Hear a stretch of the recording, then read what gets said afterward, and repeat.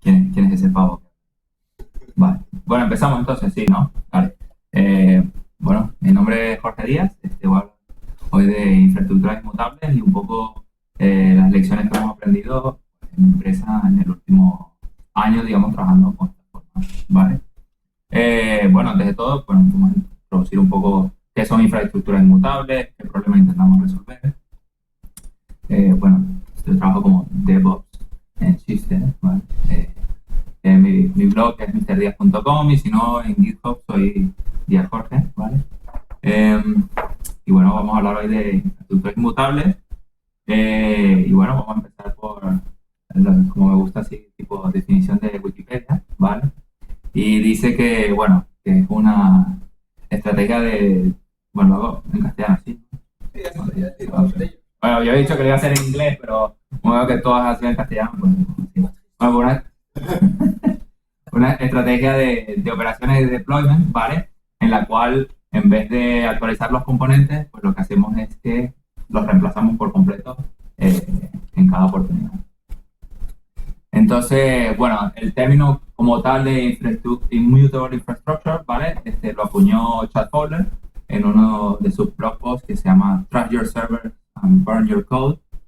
Immutable Infrastructure and Disposable Components, ¿no? Y bueno, entonces empieza un poco a establecer esta idea que viene un poco como de paradigmas de programación funcional, bueno, tratar de evitar como los side effects, ¿no? Y tratar las cosas como inmutables. Claro, si tú estás trabajando en tu data center propio, pues a veces son ideas un poco distintas, ¿no? Tú intentas maximizar el tiempo de los procesos, amortizarlo a largo plazo, el uso en sí del hardware, ¿no? Pero cuando empiezas a trabajar en el cloud, pues claro, la forma de trabajar también tiene que cambiar, ¿no? Tenemos que pensar distinto y las facilidades que nos da de poder crear servidores en cualquier momento, pues eso tiene unas ventajas que conviene aprovecharlas, ¿vale?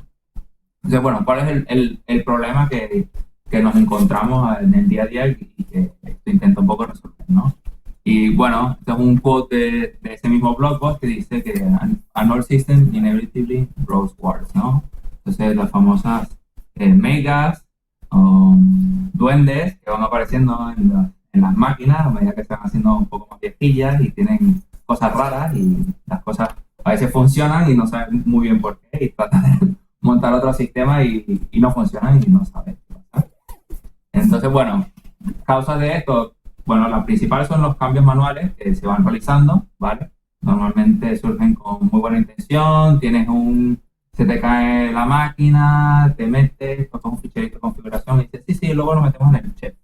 Y se te olvida. O cosas como estamos discutiendo hoy al almuerzo, que tienes un cron job y de repente, venga aquí, cron tab, -e, y editas el cron tab de un usuario, cualquiera, y se están ejecutando cosas en esa máquina y tú ni lo sabes, eso no está en ningún fichero representado, ¿no? Entonces, también, estas cosas que van haciendo que los sistemas se vuelvan viejos y tengan entropía, ¿no? Lo mismo. Si a lo mejor eres una persona que te preocupa por las actualizaciones de seguridad, pues siempre estás metiendo todos los parches, y ya sabemos que a veces, bueno, entre upgrade y upgrade, hay configuraciones que cambian, bueno, que no es una instalación limpia, ¿no? Sino que va acumulando eso, entropía, ¿no? Y si no, lo que pasa es que entonces estás dependiendo de paquetes, versiones antiguas, y no hay Dios que se atreva a hacer una actualización, ¿no? Con todos los riesgos de seguridad que eso pueda tener, ¿no? Las consecuencias, pues, cuando hay un fallo, pues, se convierte en una urgencia, todo es un problema, tienes que estar en modo apagafuegos ahí, como los bomberos. Tienes máquinas que se comportan extraños, luego no sabes por qué, de repente rutas hay tables que están por ahí, que tampoco lo sabes, y por qué aquí me llega tráfico y aquí no me llega, y nunca lo sabes, ¿no? Y claro, luego entonces cuando tienes este tipo de problemas, incidentes, pues has perdido mucho tiempo buscando exactamente qué es lo que pasa en este sistema en particular, qué cambios en la configuración que se te ha olvidado meterlo en tu control de versiones, etcétera. ¿Vale? Entonces, bueno, tenemos toda una serie de problemas y entonces, bueno, esto de infraestructuras inmutables nos ofrece algunas ventajas, ¿no? Entonces, algunas de ellas que puedo mencionar, bueno, es fácil hacer un rollback, ¿vale? Siempre tienes disponibles las versiones anteriores de tu sistema completo, tanto la aplicación como el sistema operativo y todas las dependencias, ¿vale? Es fácil de repente poder hacer pruebas de la infraestructura a nivel aislado, ¿vale? Y también te permite que puedas tener ambientes tipo producción para tus tests, para staging, para los mismos desarrolladores, puedas tener, ¿vale? ¿Cuáles son un poco los retos si tú quieres trabajar con infraestructuras inmutables? Bueno, primero que hacen falta herramientas distintas de las que se han utilizado tradicionalmente. Algunas también se pueden adaptar, pero también hace falta herramientas nuevas. Claro, todo tiene que estar automatizado, entonces cuando quieres montar un proyecto, pues el coste inicial de tener que automatizar todo es mayor que si vas, te metes en la máquina y te das paquetes y ya.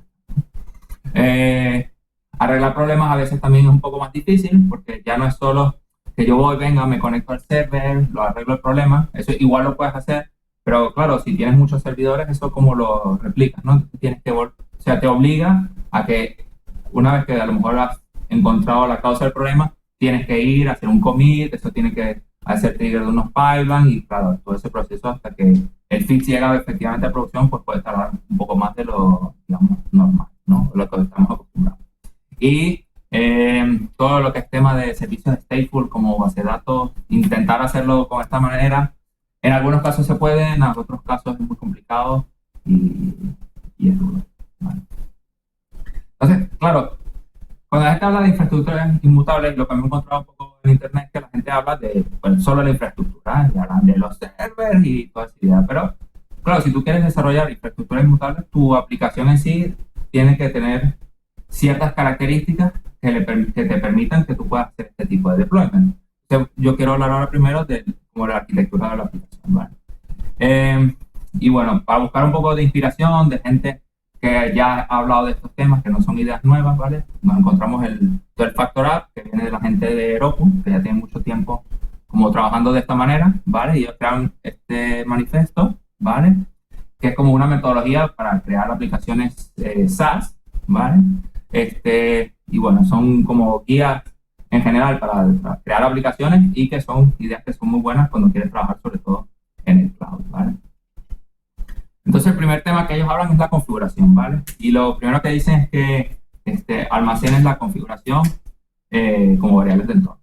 Entonces, la variable de entorno tiene una ventaja sobre otros mecanismos que es que son completamente language agnostic, ¿vale? Entonces tú puedes utilizar variables de entorno, da igual el lenguaje de programación que tú quieras utilizar, son un mecanismo que es como universal, ¿no?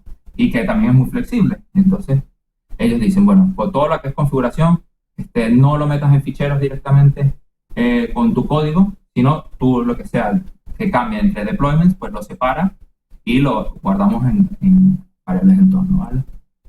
¿Qué podemos guardar en esta variable de entorno? Pues bueno, las URLs de tus servicios.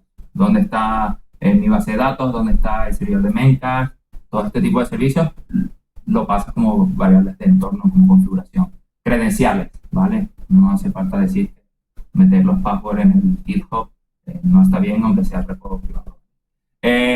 Y luego valores que sean específicos para un tipo de deployment, a lo mejor para un tipo de environment en particular, puedes tener ciertos parámetros que son diferentes y entonces eso lo configuramos así. Luego habla un tema que es los baking services, que es como, bueno, digamos que todos estos servicios que tu máquina puede utilizar, o sea, que tu aplicación va a necesitar donde su curso normal de operaciones, ¿vale? Entonces, el principio que ellos dicen es, no tiene que haber diferencia entre un servicio local que tú puedas tener en tu propio data center o un servicio que puedas tener delegado en un third party, ¿ok? O incluso, aunque estés en la nube, ¿no? Puedes tener una base de datos en un RDS propio tuyo en Amazon o puedes contratar un software as a service externo del cloud de Amazon y tu aplicación no tienes por qué cambiar, ¿vale? Entonces, eso tiene que ser como parte de la configuración misma, ¿vale?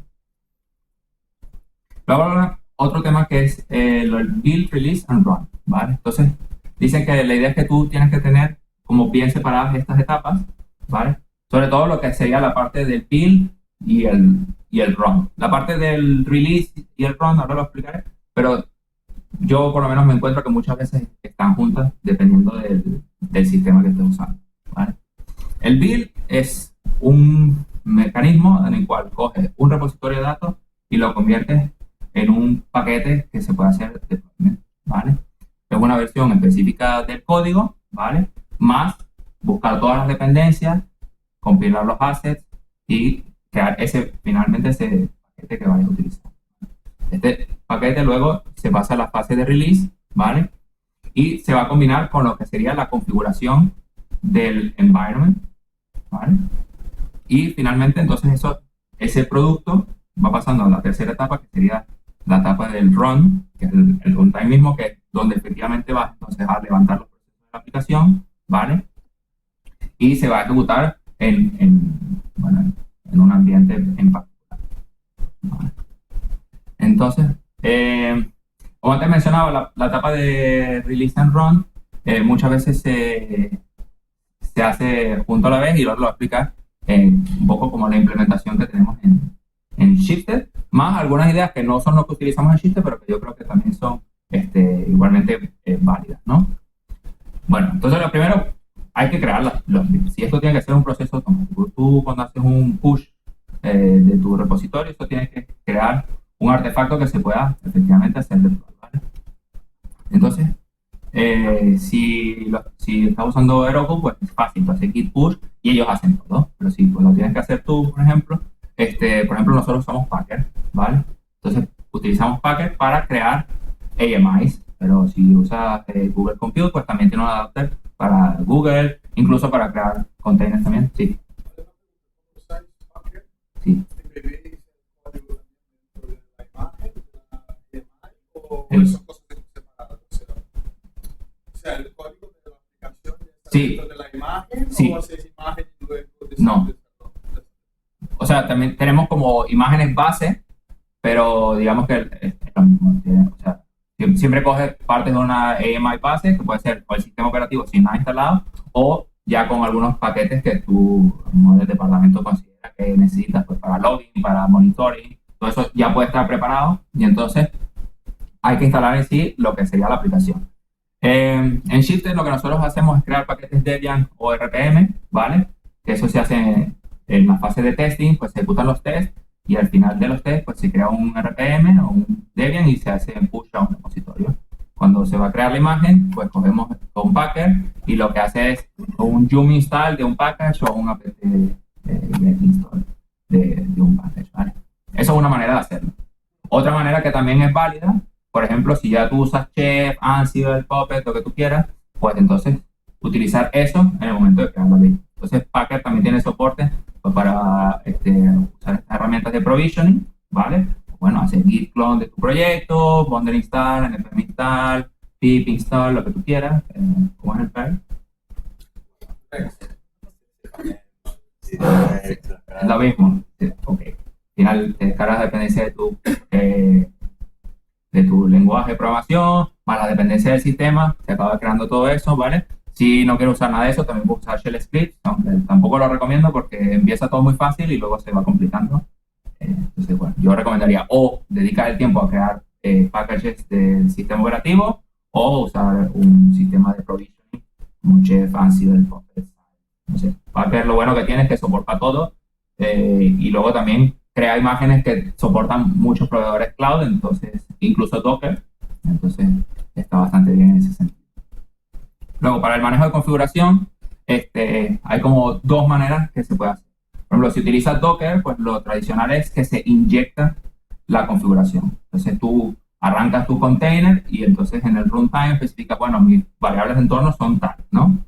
Y eso está muy bien, pero por ejemplo nosotros no usamos containers, usamos máquinas virtuales. Entonces lo que hacemos es, cuando arranca el proceso en sí de la aplicación, o bueno, en una máquina virtual al final pueden haber muchos servicios ejecutándose como parte de esa máquina virtual, pues ellos lo que hacen es van a un Key Value Store, que en nuestro caso por ejemplo es DynamoDB, pero puedo utilizar Consul, puedo usar el CD, puedo usar lo que es una base de datos relacional, puedo usar lo que tú quieras. Voy, busco mi configuración en un servicio externo, ¿vale? y entonces hago una evaluación de esas variables, hago los exports y finalmente ejecutas tu proceso y entonces tu aplicación, digamos que en sí no tiene por qué saberlo, eso es un concern de lo que sería la parte de release dentro de que cuando arranca la máquina, pues arranca Upstart, arranca un proceso y entonces lo primero que hace es coge la configuración y luego entonces sí, arranco mi aplicación con la configuración que tengo en ese momento. Logs, ¿vale? La gente normalmente siempre se olvidan de los logs, sobre todo los que no trabajan en la parte de operaciones, ¿vale? Los developers nunca piensan en los logs, pero son importantes. Entonces, por ejemplo, el Factor App dice que tú en realidad todos los logs de todos los procesos de tu aplicación lo que tendrían que hacer es escribir a stdout, ¿vale? Y luego utilizar algún sistema de login que coge el output del stdout y lo redirecciona, ¿vale? Nosotros en realidad no lo hacemos así, utilizamos un provider que se llama Sumology, ¿vale? Entonces Sumology lo que tiene es un agente que se está ejecutando en la máquina y tú le pasas una configuración donde dices, mira, estos son mis ficheros de logs, y entonces él hace el parsing y lo envía a otro sistema. Lo importante es que los logs no se quedan en local. Los logs tienes que enviarlos a un sistema que te permita luego procesarlos, simplemente aunque sea para hacer troubleshooting y ver qué pasa en las máquinas, pero luego es interesante si utilizas otros sistemas que te permiten hacer analytics sobre tus logs, ¿vale? Manejo de secretos. Esto también es bastante interesante. El mecanismo de configuración en sí es un mecanismo que es suficientemente flexible como para manejar los secretos, ¿vale? Entonces, los secretos no se meten en el código, no van en el GitHub, ¿vale? No van en los readmes tampoco, por favor. Sino lo pasamos como una configuración del ambiente, ¿vale? Entonces, por ejemplo, nosotros ¿qué hacemos? En DynamoDB guardamos los passwords, ¿vale? Pero no vamos a guardar los passwords en texto plano, digamos que cualquiera con acceso a Dynamo pueda leerlos, ¿no? Entonces, los passwords los guardan en DynamoDB, pero utilizamos un servicio de criptografía de Amazon que se llama KMS, ¿vale?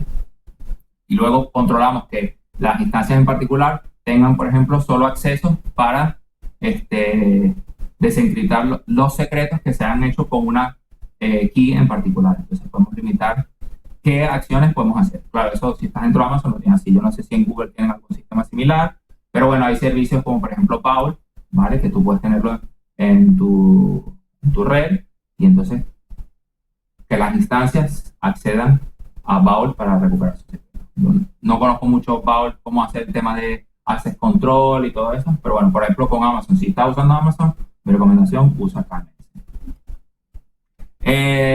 Luego tenemos las estrategias de deployment, ¿vale?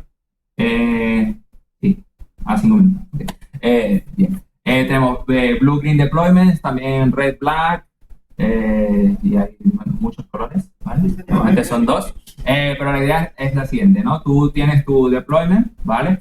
Creas otra copia de la infraestructura completa. Si tienes 5 servers, pues tú creas 5 servers nuevos, esperas a que arranquen, que estén todos healthy, se conectan a tu load balancer, ¿vale? Lo pruebas, dices, está todo bien, guay, y luego desactivo el otro cluster anterior, que lo puedes dejar por si necesitas hacer un rollback durante un tiempo prudencial y finalmente elimina, ¿vale?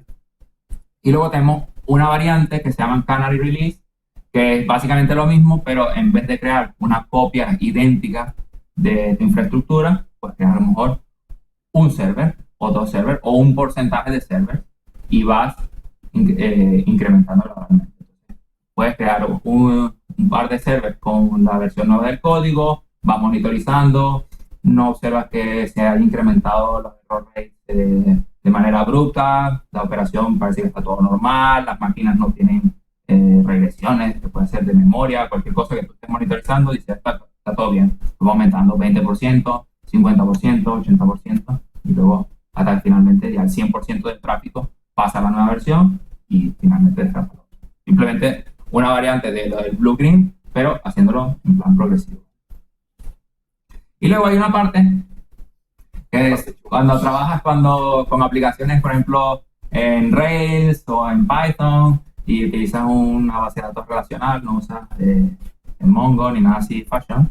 Entonces, ¿cómo haces, no? Para manejar migraciones. Entonces, lo que hemos encontrado, que está funcionando bastante bien, es cuando arranca el proceso de la aplicación, lo primero que hace es actualizar la base de datos, ¿vale? ¿Qué pasa? Que para que eso pueda funcionar tiene que ser un proceso que sea idempotente, es decir, que tú lo ejecutas en una máquina y si vuelves a arrancar el proceso, pues el resultado tiene que ser el mismo. Bien que, bueno, Rails, por ejemplo, lo hace, ¿no? Marca esta migración ya se ejecutó y no la vuelve a ejecutar. Entonces no hay problema de que cada vez que arranque intente ejecutar las migraciones, si hay algo que hacer, lo hace. Y si no hay nada que hacerlo, pues no lo hace, ¿vale?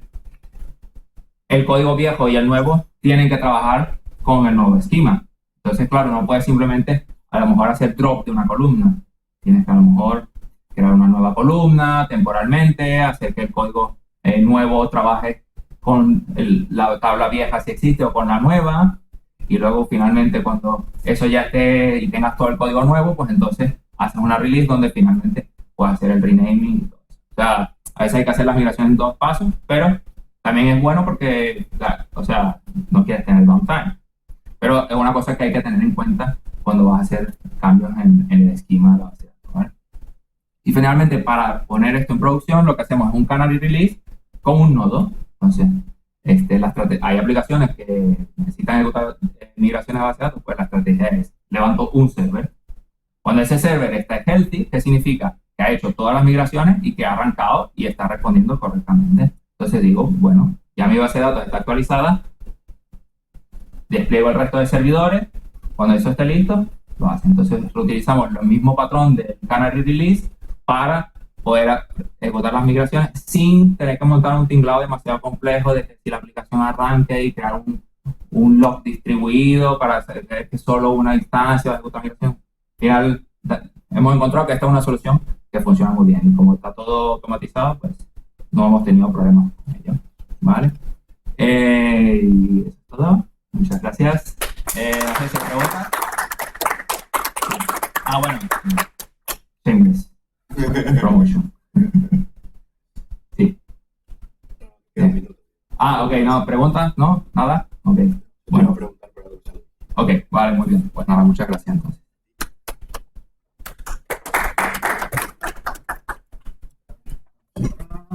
Te iba a preguntar justo lo de la migración de base de datos. Lo que pasa es que entonces, siempre que arranca, las migraciones. Una mierda que me pasa a mí con el variables en torno a la práctica a veces, tío, Sí.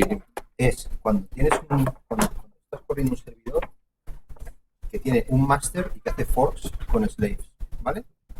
Entonces, si necesito cambiar algo o añadir alguna o algo así, necesito downtime. Bueno, downtime en esa máquina por lo menos. Porque el proceso master tiene que rebotarse para pillar el nuevo entorno. Okay. ¿Sabes? Porque si haces deployments que sean progresivos y tal, donde el master es persistente y lo único que está haciendo es matar hijos y lanzar los nuevos, con cariño, pues claro, el master, como no has rebotado el master, no pilla el entorno nuevo. Es un gocha que me encontraba a la práctica con el entorno. Pues no he trabajado en ese caso así en particular. Claro, no se dan todo, claro, eso solo es el caso particular, si no, eso es esto. Pero, bueno, o sea, bueno, como todo. Nosotros lo que sí, por ejemplo, que sí hacíamos en sí, por ejemplo, sí, es que sí usaban Consul, ¿vale? Y entonces en Consul tiene una cosa que tú te puedes suscribir a unas keys que se llaman los handlers. Y entonces, claro, o sea, no sé qué es Consul. Consul es como un key value store, Sí. ¿vale?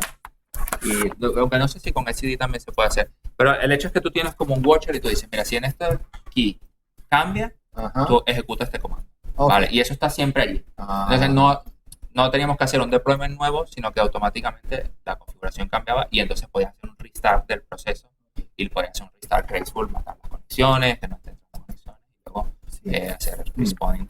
No sé si en el caso de lo que tú me estás contando podría funcionar. Sí, si puedes hacer un restart,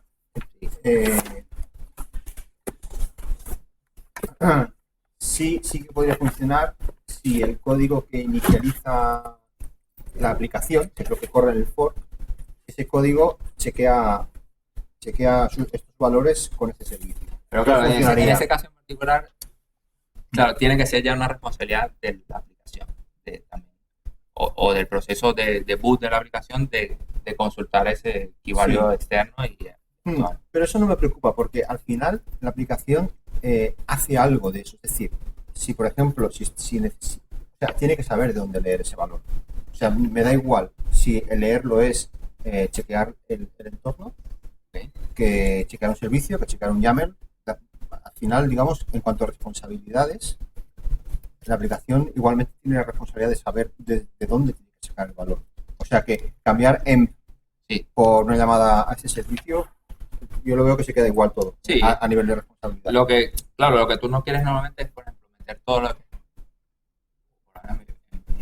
mi experiencia, por ejemplo, meter toda esta responsabilidad mucho dentro de la aplicación, porque ¿qué pasa? Que si tú tienes luego un adaptador de base de datos, entonces, ¿qué hago? Tengo que leer de este key y luego ¿cómo reinicializo mi adaptador de base de datos? Por ejemplo, Active Record, tengo que matar conexiones, estarlo cambiando, tal vez. Claro, pero si tienes Active Record y tienes Redis y tienes Memcache y vas agregando servicios y servicios dependientes, si usas esa estrategia, al final, tío, es complicadísimo. Bueno, necesitas escribir 20 adaptadores, además, en 20 aplicaciones distintas. Entonces, en ese sentido, es mejor que sea un proceso externo que inicialice la aplicación ya con las variables de entorno hechas. En el caso que tú me dices, pues bueno, es un caso un poco más específico y yo lo vería bien, pero a lo mejor solo las variables que corresponden a lo que tú dices del master y luego el resto, como que en sí el código de los slaves, por ejemplo, que reciba sus variables de entorno de manera tonta y no tengan que preocuparse ellos de buscarlos, ¿no? Sí. Bueno, pero si seguimos con variables de entorno, el problema sigue estando ahí, en el caso de este tipo de servicios, ¿vale? Porque el problema fundamental es que las variables de entorno solo viajan a través de procesos y subprocesos, y si no matas el padre, por mucho que rebotes a los hijos no les pasa al entorno nuevo, no puede. Pero ¿y el padre no podría hacer fetch de eso? En el caso que yo tengo en la cabeza, el padre, bueno, si tiene algún, por ejemplo, si tiene hook, como un prefork o algo así, a lo mejor podría. Si es o sea que él, por ejemplo, si es por entorno, no, es por entorno, no, porque el padre ya tiene su entorno. Tú no le puedes inyectar entorno a un proceso. Pero en Ruby, si tú cambias el name y luego haces un fork, no hereda el name del padre. Claro, pero no lo he probado, ¿eh? Claro, no, pero el tema está en que tú ya tienes forks corriendo. Y el padre es un proceso permanente. Y es el que consigue que no haya downtime. A no ser que tengas una granja de máquinas y puedes hacer, ¿vale? Pero suponte que el padre sabe obtener esos valores del keyvalue y nota que hay un cambio. Si él se cambia su propio environment, cuando haces otro fork, heredaría las variables. Efectivamente, eso funcionaría. Eso es lo que digo, que a lo mejor solo el padre adquiere esa responsabilidad, pero los hijos siguen siendo, digamos, tontitos, ¿no? No se preocupan de ellos hacer fetch, sino que se... Eso funcionaría. Si tú, por ejemplo, si tú tienes algún tipo de control sobre el padre, que no sea un servicio opaco en un binario que tú no controlas, ¿vale? Pero, por ejemplo, si tienes, aunque sea un callback, que diga, antes de hacer un fork, por favor, ejecuta esto. Pues ahí sería el punto. Claro. Ese callback... Que no sé si es algo que tienes en particular. O sea, el ejemplo canónico es Puma. Okay. El ejemplo canónico es Puma. Puma le haces un master y tiene hijos. Pero tú puedes reiniciar el Puma un sistema para que tiene Graceful, ¿no? Tiene Graceful, pero el Graceful funciona porque no mata al padre. El padre es el que va diciendo, vale, muérete, y ves lanzando, pero el padre sigue vivo. Okay. Pero Puma tiene un hook de prefork, ¿no? Que utilizas para Active Record, para... Efectivamente, ahí es donde, estaba viendo. En el prefork decirle... Eso es. Actualiza chequealo de allá, me toco el environment y entonces lo vas a hacer. Sí, funcionaría. A ese punto no lo había pensado yo. Porque claro, lo que digo es que, por ejemplo, nosotros en Sync nos encontramos que decíamos, bueno, pero dentro de la aplicación, si cambias la conexión de base de datos, pues que la misma aplicación reinicie la conexión de Active Record de la base de datos. Pero claro, nos encontramos que, bueno, pero ¿qué pasa? Pues eso, claro, entonces tengo que escribir un sistema adaptador para Active Record. Tengo que escribir un sistema adaptador para el Redis, uno para el Memcache, agregar dependencia. Luego, aparte de eso, tienes 20 aplicaciones que hacían eso. Entonces decimos, bueno, lo